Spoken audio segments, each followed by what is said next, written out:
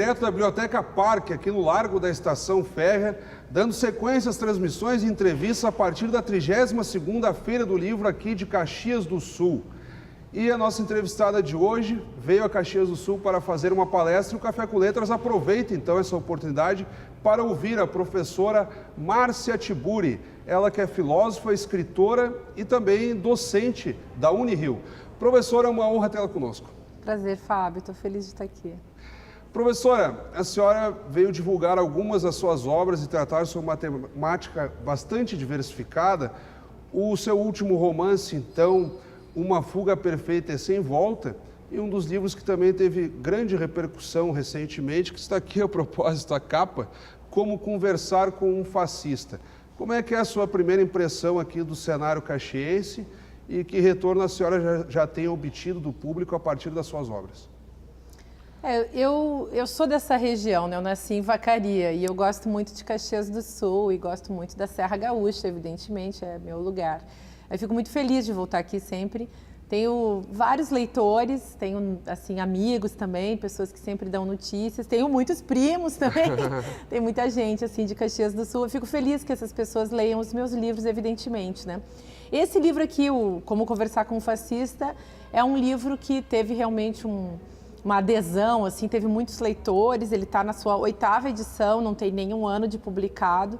E eu acho que ele é um livro que está conversando com o cenário político, com o cenário social, com o cenário cultural, com, enfim, toda uma mentalidade também que tem aflorado entre nós e que é uma mentalidade que a gente tem que aprender a questionar, e é para isso que eu fiz esse livro. Já o romance que tu acaba de citar, que é Uma Fuga Perfeita e Sem Volta, que a gente não trouxe porque eu estava atrapalhada, o que está por aí também para lançar na feira. Esse romance, ele também trata de certas questões que estão dentro desse livro colocadas na forma de um ensaio. Só que no romance a gente tem personagem, tem narrativa, tem história, tem enredo. E aqui as questões são colocadas assim de um jeito, digamos, mais direto, mais para fazer com que as pessoas pensem. Não que no romance não se faça pensar, né? Claro que sim, mas o romance ele vai para muitos outros lugares e coloca várias outras questões diferentes, digamos, no nível assim mais afetivo, né, que é o livro do leitor. E esse aqui é pro leitor que é mais apegado assim às questões mais racionais, digamos. Bom, antes de começar a especificar aspectos das suas obras de modo geral, a senhora é natural da Serra Gaúcha e vem a uma feira de livro com uma novidade. Nós estamos aqui na Biblioteca Parque, que faz parte do Largo da Estação, e pela primeira vez a Feira do Livro de Caxias do Sul não acontece na Praça Dante Alighieri, no centro. Qual foi a sua primeira impressão já no espaço novo de Feira do Livro em Caxias do Sul? Pois eu costumo gostar, assim, sempre gostei muito das feiras que acontecem nas praças, que são cada vez mais raras. Nós temos uma Praça das Feiras aqui, mas não é a Praça Dante. A Praça das Feiras, eu dei uma olhada, assim, é um pavilhão, na verdade, e lá dentro deve estar, os livros estão expostos e tal. Eu acho, por um lado, não sei, pode ser que depois a gente acabe descobrindo que foi até melhor, mas em princípio, eu acho muito bacana quando a Feira do Livro acontece dentro de uma praça, até porque ela já acontecia na praça. E a praça é simbólica, né? É simbólica da cidade. Então, que o encontro em torno dos livros aconteça ali, que os escritores estejam por ali, que a população possa passar tranquilamente, entrar tranquilamente. Qualquer pessoa da população, qualquer cidadão, independentemente de suas características de raça, cor, sexualidade, classe social, eu achava isso uma coisa muito boa. Vamos ver então o que significa agora a gente ter uma feira dentro de um pavilhão. De um modo geral, eu viajo muito, vou a muitas feiras, acho que as feiras nos pavilhões tendem a ser mais frias, mais secas, mais feias e menos convidativas, mas assim tem que ver também por que as pessoas tiraram da praça, né? Talvez haja algum bom motivo, mas talvez haja apenas aquele motivo também que faz parte, enfim, que tem dominado, que tem atravessado a nossa cultura, que é o motivo neoliberal, né? Que é o motivo do mercado, do capital e da indústria. É uma pena que o livro também seja visto muito mais dessa maneira hoje em dia do que como um objeto que faz parte da vida e que constitui a nossa alma. Um livro é uma coisa, claro, que é uma mercadoria, né? Mas como dizia um filósofo que eu gosto muito, que é o Walter Benjamin, um livro é uma mercadoria que não nos logra, porque o dinheiro que tu paga por ele é muito pequeno. Um escritor, né, ganha 10% do preço de capa de um livro, que é um negócio que tu vai olhar o preço do livro, às vezes as pessoas ficam até assustadas. O escritor é o que menos ganha, ele ganha só 10% disso tudo, depois ainda paga os impostos e tal, né? Então a gente faz, na verdade, por amor. Mas, e espero, assim, que as pessoas tenham muito mais amor por isso do que pensem que isso é apenas uma mercadoria. É claro que também existe uma indústria do livro e o livro é para muitos uma mercadoria. E existem livros, inclusive, que não ajudam muito as pessoas, mas que vendem pra caramba e se tornam só uma mercadoria. Mas aí é uma questão também da gente ir conversando sobre isso com as pessoas. Bom, tem que aguardar, né? Vamos pensar, né? Eu até perguntei, porque as pessoas, isso não vai ao ar, mas nós aqui nas conversas antes da gravação do programa, tu comentavas, bom, mas eu já participei de 2, 3 feiras de livro aqui como convidada, enfim, deve ter vindo a outras edições, não para participar, só para acompanhar, enfim, comprar livros, como qualquer cidadão comum. E tu dizias, mas saiu da praça, então aquilo te causou inquietação e eu recupero aqui, né? Eu fiquei pensando, eu recupero por quê? aqui. Mas aprofundando agora já nos temas, tu citas aí a perspectiva neoliberal, nós começamos a dialogar com o caráter do livro, da capa que está aqui conosco, como conversar com um fascista. O livro tem um caráter ensaístico, na verdade, tu pegas vários enfoques, dá um caráter ensaístico e tenta examinar de uma forma, apesar de curta, há uma complexidade de conteúdo, exige um pouco do leitor, um certo repertório no sentido de entender a problematização dos temas. Te preocupa muito, por exemplo, um acentuado individualismo que esteja acontecendo com a população de modo geral e por aí afora preconceitos, a negação do outro, que tu citas volta e meia, ou o outro ou a alteridade. Então, esse basicamente é a tua maior preocupação e por aí vão sendo trabalhados enfoques mais diversos que possam surgir disso, ou do ponto de vista econômico, do ponto de vista social, do ponto de vista político. Essa preocupação que começa aqui nesses ensaios, um livro já na 8ª edição, elas são ainda mais acentuadas hoje em dia ou tem havido algum comportamento social no sentido de superar os problemas que tu levantas aqui? Eu escrevi esse livro nos últimos anos e muito do conteúdo que está nesse livro foi previamente escrito para um blog que eu tenho no portal da revista Cult, ou então eram artigos que eu publicava na revista e que eu revisei, que eu reescrevi. Eu diria que uns 40% desse livro já estava pronto durante esses anos, nesses textos que eu vinha publicando, mas que eu reescrevi muita coisa e escrevi, também tem capítulos, muitos capítulos aqui, metade do livro que eu acrescentei, que eu fiz depois de uma determinada análise da sociedade brasileira. O que me interessa? Fazer uma filosofia da cultura brasileira, do cotidiano brasileiro, e uma das características desse cotidiano bem acentuadas, de fato, é aquilo que está declarado já no subtítulo, que é o autoritarismo dessa cultura. Então, quando tu falas em individualismo, eu estou lendo esse individualismo a partir do seu caráter autoritário. O que eu quero dizer com isso? Que as pessoas, claro, o individualismo é uma característica também da nossa época, da modernidade para cá. A gente pode dizer que do século, na história do Brasil, o individualismo ele foi penetrando, avançando, se radicalizando, porque ele chega com a colonização, ele chega também com o capitalismo, e o individualismo ele é próprio, então, dessa época. Mas o que é o individualismo? O individualismo ele é sempre uma certa ilusão que a gente tem de que a gente é sozinho e de que nós daremos conta da nossa vida sozinhos. Muitas pessoas, inclusive, acreditam, por exemplo, na meritocracia como sendo a meritocracia nada mais seria do que o poder que eu tenho porque simplesmente eu sou poderoso e consigo, e tenho um vigor, e tenho uma força, e eu mesmo sozinho conseguirei resolver todas as questões da minha vida e conseguirei vencer e serei um vencedor nessa sociedade competitiva. Tem todos esses valores que estão embolados aí para a gente pensar isso.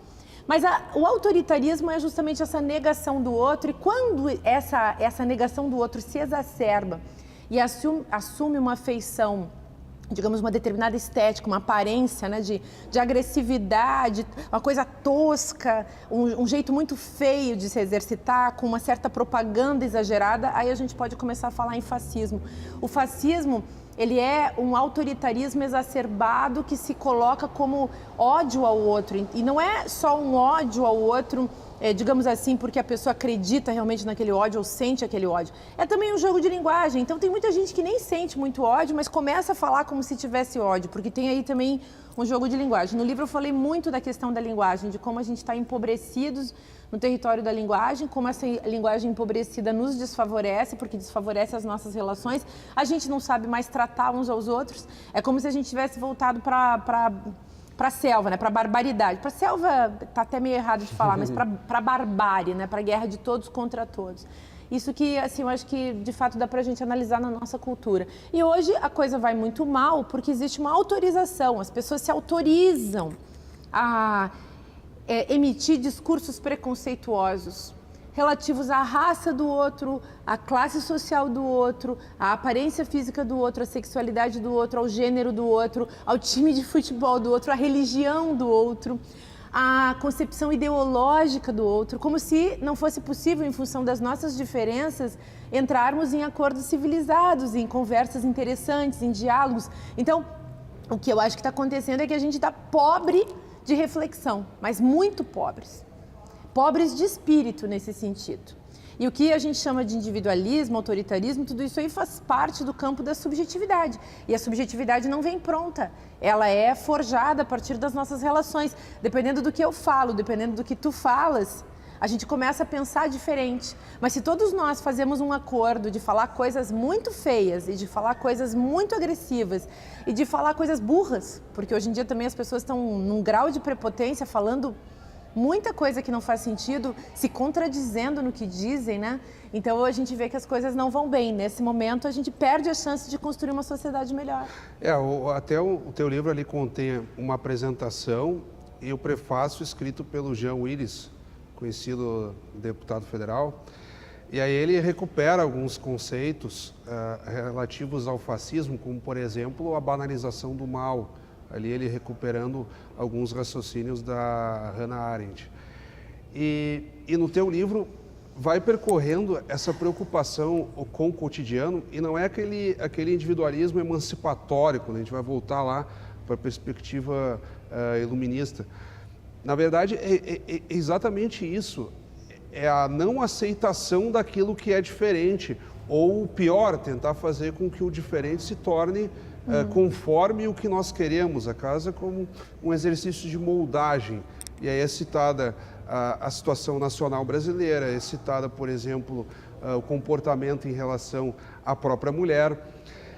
E aí não há um antídoto a isso? Como responder a isso um cidadão que se sente eventualmente oprimido por uma opinião, por uma aparência, por um jeito de ser? Como é que ele vai responder a isso? Uma das saídas que tu apresentas aqui são as redes sociais. Na medida que tu usas uma alegoria relativa aos indígenas, a partir de uma carta que um grupo indígena envia ao governo federal, se chama a atenção para todo um aspecto que estava esquecido. E aí tu terminas o ensaio ali colocando, para aí, os indígenas estavam esquecidos, foi despertada pelo menos uma atenção, ainda que distorcida, com relação à causa indígena via redes sociais. As redes sociais seriam um antídoto ou haveriam mais também, nesse sentido de responder a esse recrudescimento do individualismo e do preconceito? Olha, Fábio, as redes sociais são meios de comunicação e todos os meios de comunicação, se pudessem ser usados pelo povo, pela população para produzir democracia, seriam benéficos para nós. O que a gente vê hoje? A gente vê um monopólio dos meios de comunicação que significa, evidentemente, um controle do modo de pensar das pessoas. Então, tem a televisão, os jornais e as redes sociais também, os blogs e por aí vai. O que eles fazem? Eles são os donos dos meios de produção do pensamento, do modo de pensar, do modo de falar, do modo de compreender. E, claro, o cidadão comum, o cidadão despolitizado, esse sujeito não consegue perceber como ele está sendo manobrado por esse tipo de recurso. Então, a internet é bacana, as redes sociais também são bacanas, se as pessoas percebem que essas redes, que esses meios todos podem ser utilizados por elas como meios para a sua própria emancipação. Essa é a diferença. A internet é uma faca de dois gumes e E as redes sociais também. A gente vê o crescimento do autoritarismo nas redes sociais, como a gente vê também o crescimento das perspectivas democráticas. Nesse livro eu quis falar dessas duas formas de ver o mundo. Um regime de pensamento autoritário e um regime de pensamento democrático. Os dois encontram suas expressões no mundo e encontram suas expressões nos meios. Só que os meios, quando eles são monopolizados, eles já não permitem mais mostrar o outro lado. Você vê, por exemplo, hoje a televisão está super fascistizada e as pessoas estão comprando as ideias que são vendidas na televisão sem nenhuma reflexão, sem nenhuma mediação. Nós estamos falando principalmente da TV aberta, quando nós não temos um desenvolvimento muito claro. Sim, porque do são que é indústrias. Comunicação pública, do que é TV pública, de um canal comunitário de fato, mas às vezes o canal comunitário lá, os canais públicos, como nós estamos falando agora por uma TV pública, a TV Câmara ainda não está digamos, na plataforma aberta. Nós estamos pleiteando isso aí. E a questão que fica é, quando o cidadão, o mero telespectador que não teve educação para mídia, não teve educação para nada, que compra a primeira ideia que vê pela frente, porque acha aquela ideia interessante, que não vai procurar ideias mais interessantes, ainda mais, digamos, para desmontar o seu modo de ver o mundo, aquele modo que já vem pronto. Quando ele não percebe isso, é fácil para ele introjetar o discurso dominante, a tendência dominante, o modo de pensar dominante que ele vê na televisão, porque ali não aparece um lado e o outro lado das coisas, aparece só aquele lado, como um padre que vai sempre falar, né, tentando convencer as pessoas de que tem que gostar dessa religião e não da outra. Tu estás entrando na comunicação. De que forma daria na tua ótica? Muito se discute no âmbito da comunicação, do jornalismo, a regulamentação da mídia, por exemplo, seguindo um modelo americano, de tentar eventualmente desconcentrar a mídia na posse de pequenas famílias que fazem aquela chamada comunicação cruzada, TV a cabo, tele, o cara tem jornal, tem TV, tem rádio, que até a nossa Constituição, de uma forma ou de outra, prevê mecanismos para enfrentar isso, mas não há uma regulamentação de fato. Então, fica essa concentração de forma como você estás falando. Haveria esse caminho e também a potencialização das TVs públicas, né? Como é que tu enxergas esse enfrentamento? Eu acho que, como professora de filosofia, eu sou uma pessoa sempre muito preocupada com a subjetividade, com o modo como as pessoas pensam, com a mentalidade que está em vigência nos períodos, nos tempos. Eu acho que a televisão, ela inevitavelmente, os meios de comunicação de um modo geral, eles contaminam, porque eles também regulam o modo como as pessoas pensam. É óbvio que a gente tem que democratizar os meios. Democratizá-los significa começar regulamentando, tirando os oligopólios e tentando criar mecanismos e políticas democráticas que possam trabalhar com esses meios. Acho que diversos grupos, várias pessoas, coletivos, muita gente, podia ser uma coisa assim muito espalhada em função dos interesses da sociedade como um todo. Então, teria que ter também as representações, não pode ser uma televisão que mostra uma única visão de mundo, isso não é bom para uma sociedade, né? Eu escrevi um livro anos atrás, já que a gente está numa feira do livro, se chama Olho de Vidro, que foi para pensar justamente essa questão da política da imagem. As pessoas não percebem, hoje em dia, inclusive, uma questão que a gente estava falando ali fora antes, né? Tem todo um discurso que diz que não é político, que é o discurso do político. Pois as pessoas têm que se dar conta que política está em tudo. Que se ela usa, o fogão que ela usa, a energia elétrica que ela usa, os caminhos, os passos que ela dá para sair daqui e até o centro da cidade, tudo isso está cheio de política. Tudo está atravessado por política, que não existe a esfera do não político na sociedade. Então, a televisão também é política.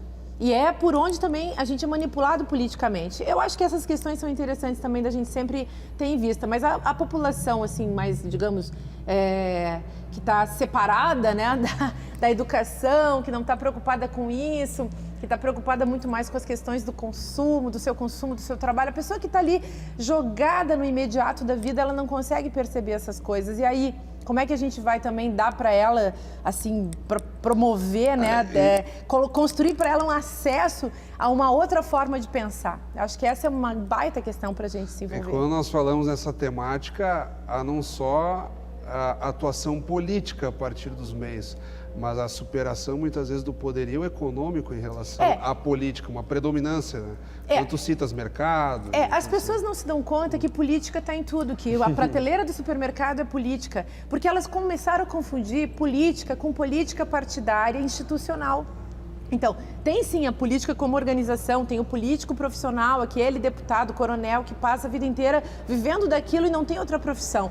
Mas todos nós, nas nossas pequenas escolhas do dia a dia, no modo como a gente vive, nós estamos sendo regulamentados pela política. Então, tudo que aconteceu até aqui no Brasil e que vai continuar acontecendo é político, e por mais que apareça um político dizendo, eu não sou político, eu sou contra a política, esse sujeito não devia falar em política, não devia se candidatar, não devia estar afiliado, devia abandonar o barco e sair de cima do palanque, porque ele está cometendo uma baita de uma contradição e enganando o povo. E usando esse lugar contraditório justamente para enganar o povo. Os livros, gente, eles são feitos, né, para desenganar o povo, para ver se as pessoas começam a pensar um pouco mais, para deixarem de ser massa de manobra, para deixarem de ser escravizadas por esse tipo de pensamento que vem pronto, que é embutido na cabeça delas como se elas fossem retardadas, bobas, otárias, né? Essa é uma questão terrível também, sobre a qual a gente tem que conversar. E outra perspectiva de engajamento, porque ainda as redes sociais nem sempre para todos é tão facilmente. Por mais que se fale na popularização dos smartphones, do sinal de internet, ainda é um recurso razoavelmente caro para o sujeito participar efetivamente. Como é que funciona no dia a dia? Fico pensando aqui, associações de bairro, nós temos aqui os partidos políticos, mas não exclusivamente, clubes de mães, o sujeito que daqui a pouco tem um grupo espírita, o sujeito que tem um grupo lá de encontro. Será que não é uma forma também, nós voltando àquela ideia de tentar combater o individualismo, o sujeito se organizar em grupo e também tentar dar eco às suas ideias e fazer frente a algo com o qual ele não concorde, por exemplo? Então, primeiro que a pessoa Tu criticas alguns movimentos também no teu livro. As pessoas têm que primeiro partir de um parâmetro. Qual é o parâmetro? O parâmetro tem que ser os princípios básicos da ética. Então, eu preciso, por exemplo, lutar pelo meu próprio modo de pensar, pela minha autonomia. Hoje em dia, por exemplo, a gente vê as pessoas lutando pela sua singularidade. Todo mundo quer ter um lugar. Por isso que as redes sociais também fazem tanto sucesso. Por isso que está todo mundo no Facebook. Por outro lado, tem que ter um outro princípio, que é o princípio da dignidade humana, o princípio do respeito ao próximo. Então, respeito é uma coisa que desapareceu da nossa sociedade. Então, tem que colocar o respeito de volta, o respeito ao outro. Tu citaste há pouco o termo alteridade. A alteridade é o campo do outro. O outro eu não conheço, o outro eu não sei. Eu não posso julgar o outro antes de entender e de conhecer. E para conhecer, não é porque eu tenho uma determinada ideia ou porque eu li na revista ali da esquina uma determinada ideia e vou sair por aí repetindo. Eu tenho que pensar, tenho que estudar, tenho que pesquisar, tenho que analisar. É difícil, não vem pronto.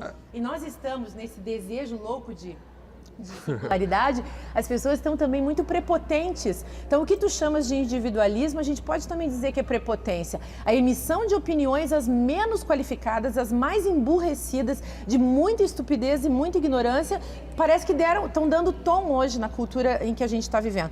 Isso tem que ser modificado. Isso vai ser modificado como? Se as pessoas pararem um pouco para buscar esses antídotos, sim. O outro é um antídoto, a outra pessoa. E a outra pessoa com quem eu me encontro, sim, na minha associação de bairro, na minha comunidade, na minha igreja. Tem que questionar também o que significam esses coletivos, porque é faca de dois gumes, como coletivo virtual. Claro, você busca um conforto, mas também pode ser manipulado. Agora, é importantíssimo sair de frente dos enganadores. Sair da frente da televisão e dos púlpitos de igreja. Eu sou super a favor de que as pessoas se encontrem em comunidades e não acho que as igrejas sejam ruins em si mesmas, se elas são associações comunitárias para que as pessoas possam ali exercitar os seus cultos. Agora, deveriam ser separadas de tudo que envolve política no sentido partidário. Digamos, as igrejas também são políticas no sentido lato, mas no sentido estrito, um político e um pastor e um padre, essas pessoas nunca deveriam se misturar. E que tem se misturado, né, nas mais diversas tendências. Não deveriam se misturar. Né? Essa junção faz muito mal.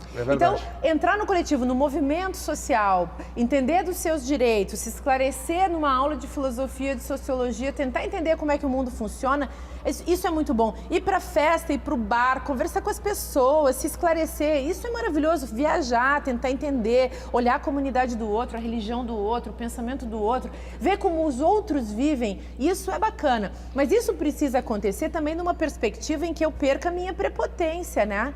A prepotência é a base fundamental da personalidade autoritária. O sujeito acha que ele nasceu pronto, que ele é melhor que os outros, que ele pensa melhor que os outros, que ele entendeu melhor que os outros e que ele pode explicar o mundo na base da sua própria visão. Então, isso é ruim. Eu sei que a tua visão vai melhorar a minha vai melhorar a tua, e aí a gente está em diálogo. Fora disso, a gente cai nessa ilusão individualista, prepotente. Ou até volta naquela ideia da espiral do silêncio, que você tem um grupo todo que pensa de uma forma, aí um pensa diferente, o cara acaba aderindo à opinião do grupo para não ser, digamos, expulso ou deixado para trás. Né? Claro. Isso é uma pena, porque as pessoas deixam de ser quem elas são dentro desse jogo. Exatamente. Né? É um jogo de dessubjetivação. É para você ficar vazio. Vazio de pensamento, vazio das tuas emoções, vazio das tuas ações, vazio da tua própria compreensão de mundo. Né? Isso tem muito. Nós estamos na reta final do programa. O teu livro deixa essa provocação, então, para que as pessoas, de fato, se construam, compartilhem, principalmente respeitem o outro. Em última análise, é isso que tu tentas passar aqui no livro, como conversar com o fascista. Nessa reta final do programa, eu vou pedir que tu antecipes alguns pontos, compartilhe com as pessoas que ainda estão tomando contato. Tem sido muito divulgado na mídia o teu novo romance. Eu acredito que poucas pessoas chegaram ao término da leitura. O que nós podemos encontrar ali na medida em que um sujeito mora em Berlim, tem uma relação com a família que ficou em Florianópolis, muito mais por telefone, e na medida em que ele fica sabendo que o seu pai morreu, aí ele tem que tentar acertar as contas com o passado, e aí é aquele dilema que todos passam. Né? Eu não tenho como reviver aquilo que eu não vivi, não tenho como recuperar aquilo que ficou para trás. Como se preparar então para não ter que enfrentar essas situações tão difíceis, mas que... volta e meia vamos enfrentar, porque faz parte da maturidade também, né?